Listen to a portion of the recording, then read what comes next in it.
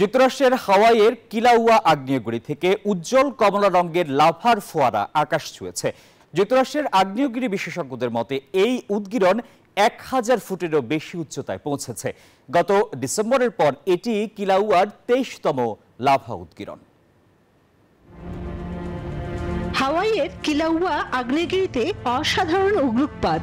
26 মে সোমবার এই লাভার ঝলক উঠেছে 1000 ফুটেরও বেশি, অর্থাৎ প্রায় 305 মিটার উঁচুতে, জানায় মার্কিন ভূতাত্ত্বিক জরিপ সংস্থা USGS। কিলাউয়ার হালে মাও নামক গর্তের উত্তরে ছিদ্র দিয়ে অগ্নুৎপাত শুরু হয়। এই ঘটনাটি ডিসেম্বরের অগ্নুৎপাতের পর 23 বার লাভা উদগীরণের ঘটনা ঘটল বলে জানায় USGS। লাভার এই ফোয়ারা সাধারণত একদিন বা তার কম সময়ে স্থায়ী হয়।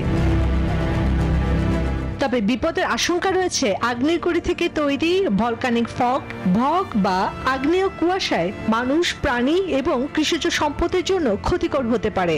হাওয়াই দ্বীপপুঞ্জে অবস্থিত 6টি সক্রিয় আগ্নেয়গিরির একটি হলো কিলাউয়া।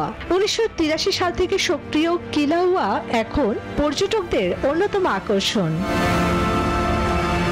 চন্দ্রানী চন্দ্রা, নিউজ 24।